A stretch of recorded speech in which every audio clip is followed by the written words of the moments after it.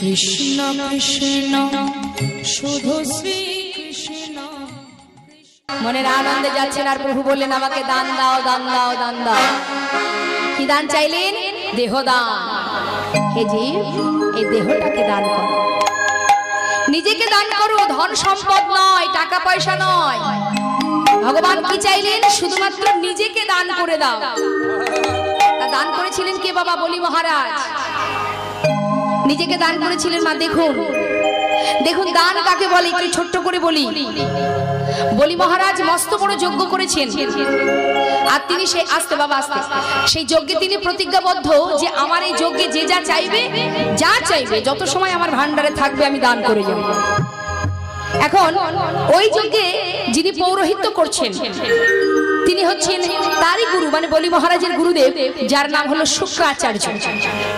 এখন যে যজ্ঞ শেষ হয়েছে প্রত্যেকে এসে মহারাজের কাছ থেকে দান নিয়ে যাচ্ছে, যে যা চাইছে মহারাজ তাকে তাই দিচ্ছেন। কিন্তু ভগবানেরও তো অনেক পরীক্ষা থাকে মা। দেখুন ভগবান কিন্তু ভক্তকে পদে পদে পরীক্ষা করে বাবা। কেউ বুঝতে পারে কেউ পারে না।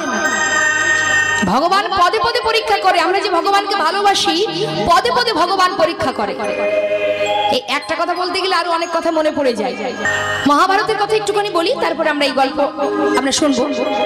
মহাভারতে ঠিক যুদ্ধ হবার আগে ভগবান কৃষ্ণের কাছে দুইজনে গেছে কিছু পাওয়ার আশায়। তা দুইজনকে, একজন হলো দুর্যোধন আর একজন হলেন অর্জুন। তা দুইজনে আমার গোবিন্দ ঘুমিয়ে আছেন, মানে শয়নে আছেন। এমন সময় ঠিক ঠিক দুর্যোধন গিয়ে কি করেছে, যেখানে শুয়ে আছেন গোবিন্দ তার পাশে গিয়ে, মানে মাথার পাশে গিয়ে বসে আছে। আর অর্জুন কি করেছে, পরে গেছে, পরে গিয়ে একবারে চরণের সামনে গিয়ে দাঁড়িয়ে আছে। হরি বল হরি বল, একে বলে দীনতমা। এখন অর্জুনের একটু অহংকার ছিল, আর অহংকার ছিল বলেই তো এই যুদ্ধ। দুর্যোধনের অহংকার ছিল বলেই কিন্তু এই যুদ্ধটা বাবা। তা এবার কি করেছে দুর্যোধন, শিওরের পাশে বসে আছে। হঠাৎ আমার গোবিন্দ ঘুম ভেঙে গেছে, মানে যেই না নয়নটা মেলেছে, যদি পায়ের সামনে যদি কেউ দাঁড়িয়ে থাকে তো ঘুম থেকে যখন আপনি নয়নটা মেলবেন আগে কাকে দেখতে পাবেন? মানে পায়ের দিকে যে থাকবে সেই দিকে চোখটা আগে পড়বে। এমন হঠাৎ করে ওই অর্জুনকে দেখতে পেয়েছি। আর যেই না দেখতে পেয়েছি বলছে অর্জুন তুমি এসেছো। এমন সময় দুর্যোধন বলে উঠলেন, শোনো বসুদেব, আমি আগে এসেছি। আচ্ছা হ্যাঁ, আমি তোমার কাছে আগে এসেছি সখা, আমি তোমার শিওরের পাশে বসেছিলাম। বেশ, তুমি আগে এসেছো, অর্জুন পরে এসেছে। তাহলে তোমরা দুজন এসেছো আমার কাছে কিছু পাওয়ার জন্য। তা বলো তোমরা কে কি চাও? কে কি চাও? আগে অর্জুন বলবে, কারণ আমি আগে অর্জুনকে দেখেছি। অর্জুন বলো তুমি কি নেবে? এমন সময় দুর্যোধন বলছে না শোনো সরকার, আমি আগে এসেছি, আমি আগে তোমার কাছে চাই। তা বেশ, বলো তুমি কি নেবে? চিন্তা করছে, মনে মনে ভাবছে যে বাসুদেবকে নিয়ে আমি কি করব, একে নিয়ে আমার কোনো কাজ নেই, কারণ এ হচ্ছে একজন মায়াবী, একে নিয়ে আমার লাভ নেই। কিন্তু এর কাছে যে অস্ত্র শস্ত্র আছে, মূল্যবান অস্ত্র, হ্যাঁ নারায়ণ সেনা, এই অস্ত্র শস্ত্রগুলো যদি আমি লাভ করতে পারি তাহলে আমি যুদ্ধে জয়ী হতে পারবো। তা বললেন মাধব, আহা আমি তোমার কাছে তোমার যে মূল্যবান অস্ত্র আছে এগুলো আমি চাই। বেশ তাই হবে। আচ্ছা অর্জুন তুমি কি নেবে? অর্জুন বললেন প্রভু মাধব, আমি শুধু তোমাকে চাই। আমাকে? আমাকে নিয়ে কি করবে? এই যুদ্ধে আমার কোনো ভূমিকা নেই, আমি কোনো অস্ত্র প্রচারও করবো না, আমি কিছুই বলবো না। আমাকে নিয়ে কি করবে? তুমি কি কোনো অস্ত্র নিতে চাও, কোনো যন্ত্র নিতে চাও? না। তাহলে তুমি কি নেবে? আমি শুধু তোমাকে পেতে চাই। একে বলে দীনতমা। আহা, দুর্যোধন মনে মনে চিন্তা করছে, আমি যত অস্ত্র শস্ত্র সবই লাভ করেছি, আমি আজ এই যুদ্ধে জয়ী। আর অর্জুন মনে মনে বললেন, আমি আর কিছু চাই না মাধব, শুধু তুমি আমার সঙ্গে থেকো, আমি শুধু তোমায় চাই। তো মাগো, ভক্ত সর্বদাই ভগবানকেই চায়, আর কিছু তার প্রয়োজন হয় না। আজ বলি মহারাজ তিনি যজ্ঞ করছেন আর ভগবান মনে মনে চিন্তা করছেন, ভক্ত তুমি কতটা প্রতিজ্ঞাবদ্ধ, তুমি যে প্রতিজ্ঞা করেছো যে যা চাইবে তাকে তাই দেবে, আমি একটু পরীক্ষা করে দেখি তুমি কেমন দিতে পারো। এবার কি করলেন বাবা, ভগবান কি করলেন, নিজেকে বামন সাজালেন। ওমা, বামন সেজে হাতে একটা কমণ্ডল নিয়েছে, হ্যাঁ, আর তার মধ্যে একটু গঙ্গার জল নিয়েছে, নিয়ে গুটি গুটি পায়ে ঢুকছে। এখন শুক্রাচার্য মানে বলি মহারাজের গুরুদেব, সে কিন্তু অষ্টসিদ্ধি জানতেন। এক একটা সিদ্ধির এক একটা গুণ আছে। নিজের দেহটাকে যোগ বলে একটা কীট তৈরি করতে পারতেন, আবার প্রয়োজনে নিজের দেহটাকে বিশাল বড় করতে পারতেন। কোন ব্যক্তি যদি ছদ্মবেশে আসে দেখেই বলতে পারতেন যে আসলে ব্যক্তিটা কি, আরে আসল স্বরূপটা কি। অনিমা, লঘিমা, ইতিকা, আগম বক্তকারী, পরকীয়াবাদ এক একটা সিদ্ধির নাম। হরে কৃষ্ণ। এই পৃথিবীতে যদি কারোর একটা সিদ্ধি জানা থাকে, কোনো জীবের, কোনো মানুষের, এই জগৎবাসী তাকে ভগবানের মতো সিংহাসনে রেখে পূজা করবে, আর তার অষ্টসিদ্ধি জানা আছে। এখন ভগবানকে দেখতে পেয়ে কিন্তু চিনতে পেরেছে যে স্বয়ং ভগবান আসছে, কিন্তু প্রকাশ না করে মিথ্যে করে একেবারে বলি মহারাজের কাছে গিয়ে বলছে, শোনো বলি, আমি তোমার গুরুদেব, আমি যে কথাটা আজ বলবো সেটা তোমায় রাখতে হবে। বলুন গুরুদেব। শোনো, চেয়ে দেখ, গুটি গুটি পায়ে ছোট্ট একটি বালক ভিতরে ঢুকছে, ও যদি এসে তোমার কাছে কিছু চাই তুমি কিন্তু ওকে দেবে না, কারণ গুরুদেব তো বুঝতেই পেরেছে যে স্বয়ং ভগবান আসছে। তা বলছি, গুরুদেব আমি তো কোনোদিন আপনার কোনো কথা অমান্য করিনি, কিন্তু আজকের কথাটা আমি কি করে রাখবো গুরুদেব, কারণ আমি যে প্রতিজ্ঞা করেছি, আমি রাজা, আমি প্রতিজ্ঞাবদ্ধ, যত সময় থাকবে আমি দান করে যাব, আজকের এই কথা আমি রাখতে পারবো না গুরুদেব। শাস্ত্রে বলেন সেই গুরু গুরু নয়, যে গুরু তার শিষ্যকে ভগবানের সেবা থেকে দূরে সরিয়ে দেয়। যখনই ভিতরে এসেছে আসন পেতে বসতে দিয়েছে। এখন আমার ভগবানের সেই রূপ দেখে মা বলি মহারাজের স্ত্রী বৃন্দাবলীর মনে একটু বাসনা জেগে গেছে। আহা কি রূপ, এত সুন্দর, এমন একটা শিশু যদি আমি পেতাম, আমার কোলে করে আদর করে অনেক অনেক ভালোবাসা দিতাম। ভগবান অন্তর্যামী, অন্তরে জানতে পেরে বললেন তথাস্তু, তাই হবে। এবার কি হলো মা, বলি মহারাজ বললেন, বলো শিশু, বলো বালক তুমি কি নেবে। মহারাজ আপনার কাছে প্রত্যেকে যেভাবে দান নিচ্ছে, আমার একটা নিয়ম আছে। কি নিয়ম? এই দেখুন, এই যে আমার হাতে কমণ্ডল, এর ভিতরে গঙ্গার জল আছে, আপনি এই জল হাতে করে নিয়ে 3 সত্য যদি অঙ্গীকার করেন তবেই আমি দান চাই। বেশ তো, বলো তুমি দাও।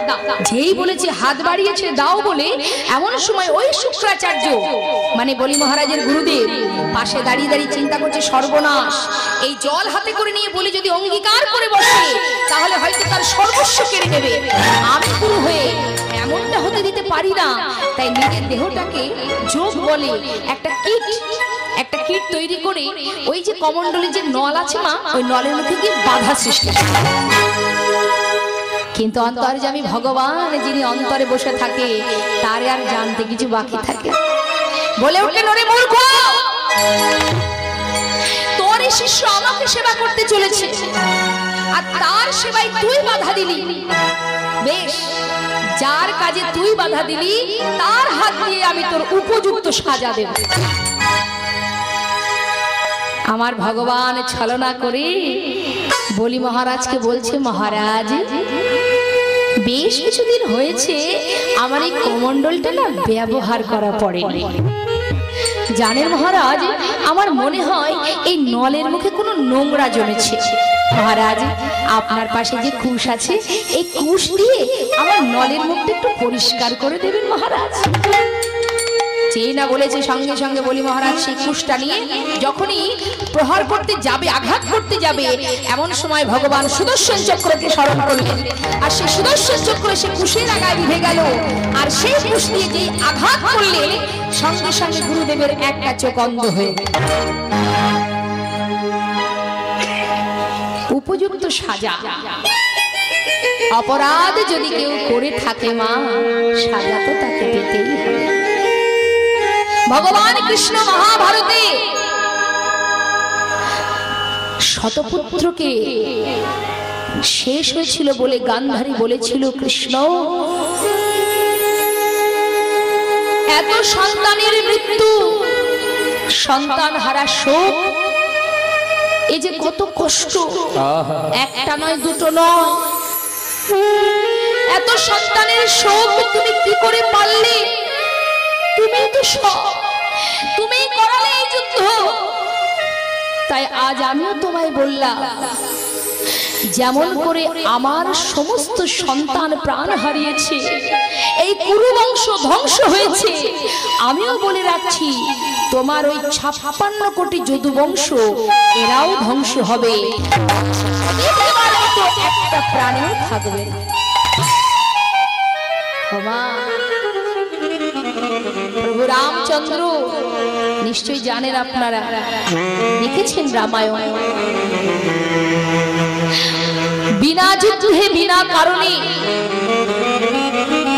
যখন বালিকে হত্যা করেছিল, ওই বালিপুত্র অঙ্গদ বলেছিল, প্রভু যেভাবে আমার পিতাকে তুমি হত্যা করেছো, ঠিক ঠিক সেইভাবে আমি আমার পিতার শত্রু যে আমার পিতাকে হত্যা করেছে, আমিও ঠিক সেইভাবেই তাকে সাজা দিতে চাই, সেইভাবে তাকে প্রাণে বধ করতে চাই। ভগবান বলেছিলেন তথাস্তু, তাই হবে।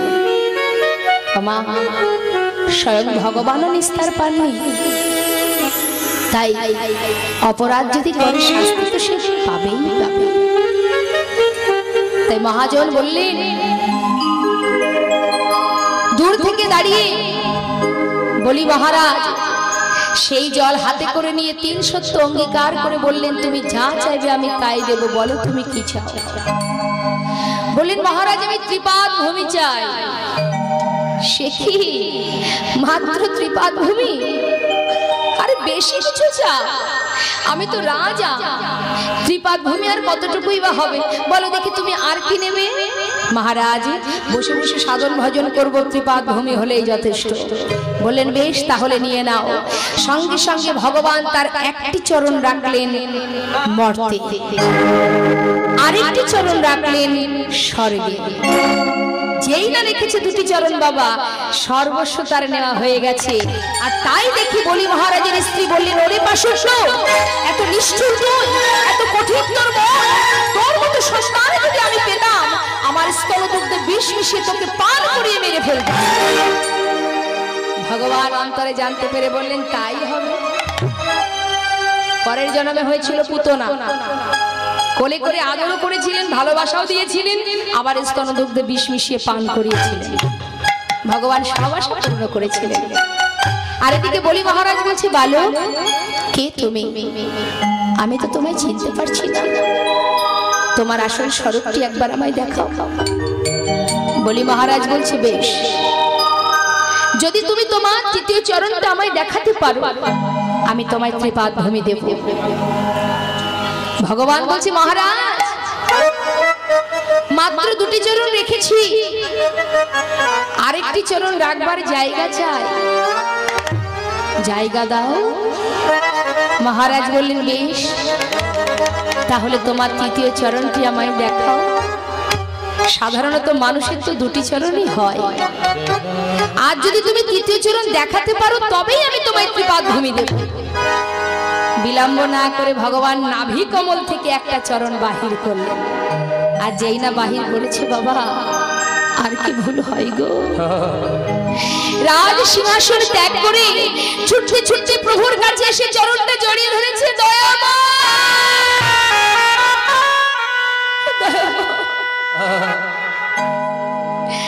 স্বয়ং ভগবান আজ আমার সম্মুখে, তুমি এসেছো প্রভু আমার কাছে দান চাইতে। আজ আমার এই যোগ্য ধন্য হয়ে গেল, আজ আমার জন্ম সার্থক হলো, কারণ স্বয়ং ভগবান এসেছেন আমার দ্বারে দান চাইতে। প্রভু গো, এই পার্থিব জগতে যা কিছু ছিল সর্বস্ব তুমি নিয়েছো, কিন্তু এখনো মূল্যবান সম্পদ আমার কাছে আছে, যেটা আমি তোমাকে এখনো দিইনি। সেটা কি জানো? এই দেহখানি, যে দেহ সম্পদ তুমি আমায় দিয়েছো, আমি তো এখনো তোমায় দিই।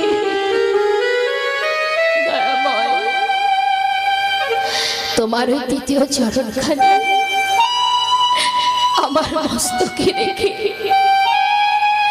রাঙা চরণ তলে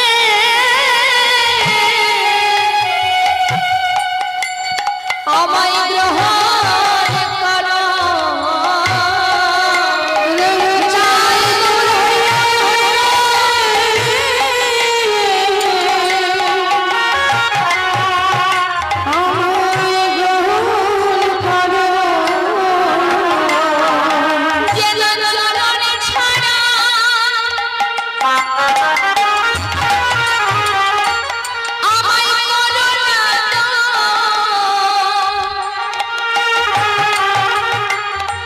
তোমার চরণে তলে আমার স্থানে দাও গো।